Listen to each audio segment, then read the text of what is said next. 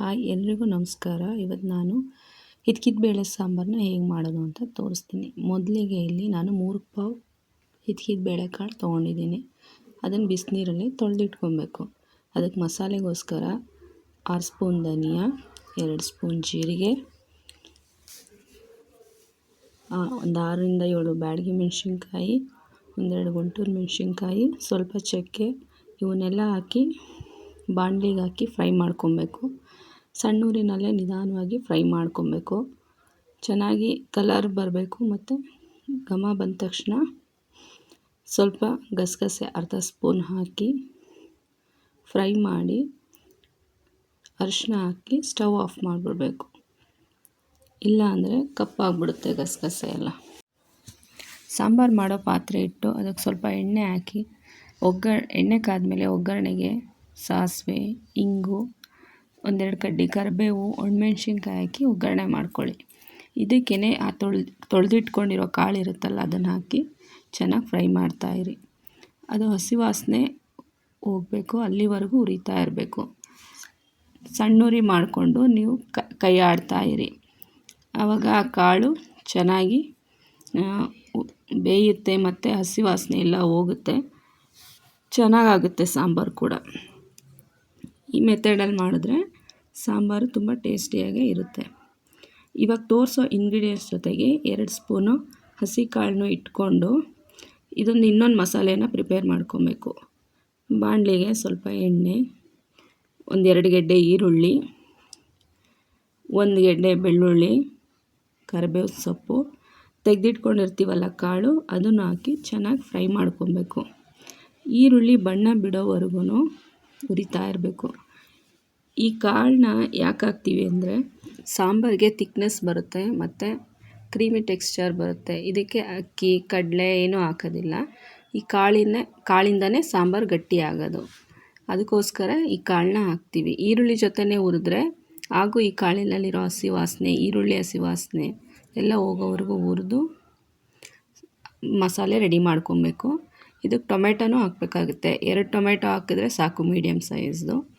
ಹಾಕ್ಬಿಟ್ಟು ಚೆನ್ನಾಗಿ ಸಾಫ್ಟ್ ಆಗೋವರೆಗೂ ಹುರ್ಕೊಬೇಕು. ಇದ್ರ ಜೊತೆ ಕೊತ್ತಂಬರಿ ಸೊಪ್ಪನ್ನು ಹಾಕಿ ಹುರ್ಕೊಬೇಕು. ಕೊತ್ತಂಬರಿ ಸೊಪ್ಪನ್ನು ಹಾಕ್ಕೊಂಡು ಚೆನ್ನಾಗಿ ಹುರ್ಕೊಬೇಕು. ಟೊಮೆಟೊ, ಈರುಳ್ಳಿ ಎಲ್ಲನೂ ಕೂಡ ಮೆತ್ತಗಾಗೋವರೆಗೂ ಚೆನ್ನಾಗಿ ಹುರ್ಕೋತಾ ಇರಿ. ಇದಕ್ಕೇನು ಸಣ್ಣದಾಗಿ ಹಾಕ್ಕೊಬೇಕು ಅಂತೇನಿಲ್ಲ, ರಫಾಗಿ ಚಾಪ್ ಮಾಡಿ ಹಾಕಿದ್ರೂ ಪರವಾಗಿಲ್ಲ. ಇದು ಬೇಯಿಸಿ ರುಬ್ಬೋದಲ್ವ, ಹಸಿ ವಾಸನೆ ಹೋಗೋಕ್ಕಷ್ಟೇ ನಾವು ಇದನ್ನು ಹುರ್ಕೊಂಡು ಮಸಾಲೆ ರೆಡಿ ಮಾಡ್ಕೊಳ್ತಾ ಇದ್ದೀವಿ. ಮತ್ತು ಇದಕ್ಕೆ ಇನ್ನೇನು ಅಂದರೆ ತೆಂಗಿನಕಾಯಿ ಹಾಕ್ಕೊಬೇಕು. ತೆಂಗಿನಕಾಯಿ ಒಂದು 6 ಸ್ಪೂನು ಅಥವಾ ಸಣ್ಣ ಒಳಲ್ಲಿ ಒಂದು ಅರ್ಧ ಹಾಕ್ಕೊಂಡ್ರೂ ಸಾಕು.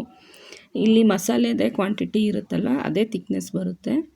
ಕಾಯಿ ಜಾಸ್ತಿ ಹಾಕಲೇಬೇಕು ಅಂತೇನೂ ಅವಶ್ಯಕತೆ ಇಲ್ಲ. ಕಾಯಿ ಸ್ವಲ್ಪ ಹಾಕಿದ್ರೇ ಚೆನ್ನಾಗಿರುತ್ತೆ ಈ ಸಾಂಬಾರಿಗೆ.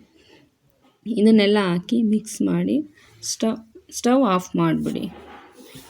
ಮತ್ತು ಈಗ ನಾವು ಮೊದಲೇ ಹುರಿದಿಟ್ಟಿರೋಂಥ ಮಸಾಲೆನ ಡ್ರೈ ಪೌಡ್ರೇ ಮಾಡಿಕೊಂಡು ನಂತರ ಸ್ವಲ್ಪ ನೀರು ಹಾಕ್ಕೊಂಡು ಚೆನ್ನಾಗಿ ನುಣ್ಣಗೆ ರುಬ್ಕೊಂಡು ನಾವು ಇವಾಗ ಕಾಳು ಹುರಿತಿರ್ತೀವಲ್ಲ ಅದಕ್ಕೆ ಹಾಕ್ಕೊಂಡು ಮಿಕ್ಸ್ ಮಾಡ್ತಾ ಇರಬೇಕು. ಇದು ಗಟ್ಟಿನೇ ಇರುತ್ತೆ ಮಸಾಲೆ, ಅದಕ್ಕೆ ಎಷ್ಟು ಬೇಕೋ ನೀರು ನೋಡಿಕೊಂಡು ಹೆಚ್ಚಿಸ್ಕೊಬೋದು. ಯಾಕಂದರೆ ಈ ಕಾಳನ್ನ ಮಸಾಲೆಲೇ ಬೇಯಿಸೋದ್ರಿಂದ ನೀರು ಜಾಸ್ತಿ ಹಾಕ್ಕೊಂಡ್ರೂ ಏನೂ ಆಗೋದಿಲ್ಲ. ಕಾಳು ಬೇಯೋದಕ್ಕೆ ಹೆಚ್ಚಿನ ನೀರು ತೊಗೊಳುತ್ತೆ. ನೋಡಿಕೊಂಡು ಅಡ್ಜಸ್ಟ್ ಮಾಡ್ಕೋಬೋದು, ಆದರೆ ಕೈ ಆಡ್ತಾನೆ ಇರಬೇಕು. ಈ ಮಸಾಲೆ ತಳ ಹಿಡಿದ್ಬಿಟ್ರೆ ಅಥವಾ ಸೀದೋಗ್ಬಿಟ್ರೆ ಟೇಸ್ಟ್ ಚೆನ್ನಾಗಿರೋದಿಲ್ಲ. ಇವಾಗ ನೋಡಿದ್ರಲ್ಲ ಆ ಥರನೇ ನೀರು ಎಷ್ಟು ಬೇಕೋ ನೋಡ್ಕೊಂಡು ಅಡ್ಜಸ್ಟ್ ಮಾಡಿಕೊಂಡು ಹಾಕಿ ಕಾಳನ್ನ ಈ ಮಸಾಲೆಯಲ್ಲೇ ಬೇಯಿಸಬೇಕು. ಆವಾಗ ಟೇಸ್ಟು ಚೆನ್ನಾಗಿರುತ್ತೆ. ಕಾಳು ಖಾರ ಮಸಾಲೆನೆಲ್ಲ ಅಬ್ಸರ್ವ್ ಮಾಡಿಕೊಳ್ಳುತ್ತೆ. ಕಾಳು ಒಂದು ಅರ್ಧ ಬೆಂದಾಗ ರುಚಿಗೆ ತಕ್ಕಷ್ಟು ಉಪ್ಪು ಅಥವಾ 1 ಸ್ಪೂನ್ ಉಪ್ಪು ಹಾಕ್ಕೊಂಡು ಮಿಕ್ಸ್ ಮಾಡ್ಕೊಳ್ಳಿ. ಮತ್ತು ನೋಡಿಕೊಂಡು ನೀವು ಸಾರು ಎಷ್ಟು ಮಾಡ್ತೀರೋ ಆ ಕ್ವಾಂಟಿಟಿಗೆ ತಕ್ಕ ಹಾಗೆ ನಿಮ್ಮ ರುಚಿಗೆ ತಕ್ಕ ಹಾಗೆ ಉಪ್ಪನ್ನ ಅಡ್ಜಸ್ಟ್ ಮಾಡ್ಕೋಬೋದು. ಇದನ್ನು ಹಾಗೆ ಕೈ ಆಡಿಕೊಂಡೇ ಬೇಯಿಸ್ಕೊಳ್ತಾ ಇರಬೇಕು. ಆ ಮಸಾಲೆ ಅಲ್ಲಿವರೆಗೂ ಅದು ತಣ್ಣಗಾಗ್ತಿರಲಿ. ಆ ಮಸಾಲೆನ ಕೊನೆಯಲ್ಲಿ ಆ್ಯಡ್ ಮಾಡೋದು. ಈ ಮಸಾಲೆನೇ ಖಾರದಲ್ಲೇ ಇದು ಕಾಳು 70% ಬೆಂದೋಗ್ಬಿಡಬೇಕು. ಆಗಲೇ ಉಪ್ಪು ಸ್ವಲ್ಪ ಹಾಕಿದ್ದೆ, ಅದಕ್ಕೆ ಇನ್ನೂ ಸ್ವಲ್ಪ ಆ್ಯಡ್ ಮಾಡ್ತಾಯಿದ್ದೀನಿ ಅಷ್ಟೇ. ಹೀಗೆ ಕೈ ಆಡ್ತಾ ಇರಬೇಕು, ಇಲ್ಲಾಂದರೆ ತಳ ಹತ್ಬಿಡುತ್ತೆ. ಇದು ಬೇಗ ಬೇಯಬೇಕು ಅಂದರೆ ನೀವೊಂದು ತಟ್ಟೆನ ಮುಚ್ಚಿಟ್ಟು ಕೂಡ ಬೇಯಿಸ್ಬೋದು, ಆದರೆ ಅಲ್ಲೇ ಇದ್ದು ಆಗಾಗ ಕೈ ಆಡ್ತಾ ಇರಬೇಕು. ನೋಡ್ಕೊಳ್ಬೇಕು ಕಾಳು ಹೇಗೆ ಬೆಂದಿದೆ, ಎಷ್ಟು ಬೇಯಬೇಕು ಅಂತ. ನಿಮಗೆ ಕಾಳಾಗಿ ಸಿಗಬೇಕು ಅಂದರೆ ಸ್ವಲ್ಪ ಗಟ್ಟಿಗೆ ಇದ್ದಾಗೇ ಈ ಮಸಾಲೆನ ಮೊದಲೇ ಹುರಿದಿಟ್ಕೊಂಡಿರ್ತೀವಲ್ಲ, ಆ ಮಸಾಲೆನ ರುಬ್ಬಿ ಸಾಂಬಾರಿಗೆ ಮಿಕ್ಸ್ ಮಾಡಿ ಎಲ್ಲನೂ ನುಣ್ಣಗೆ ರುಬ್ಕೊಳ್ಳಿ, ಆಗ ಸಾರು ಟೆಕ್ಸ್ಚರ್ ಚೆನ್ನಾಗಿರುತ್ತೆ. ಇವಾಗ ಮಸಾಲೆ ರುಬ್ಕೊಂಡು ನಿಮ್ಗೆ ಎಷ್ಟು ಬೇಕೋ ಕ್ವಾಂಟಿಟಿ ಅಷ್ಟನ್ನು ಹೆಚ್ಚಿಸ್ಕೋಬೋದು.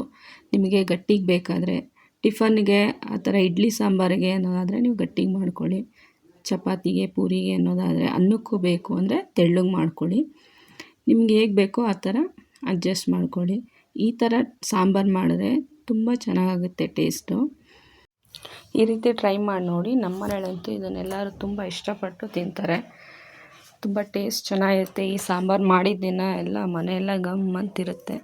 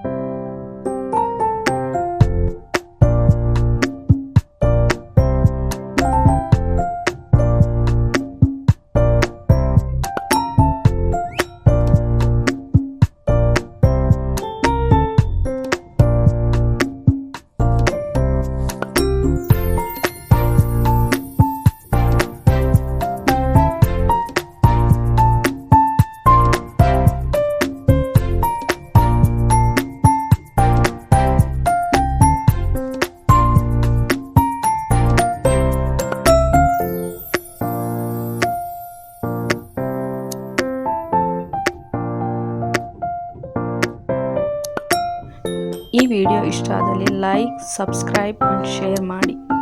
Thank you.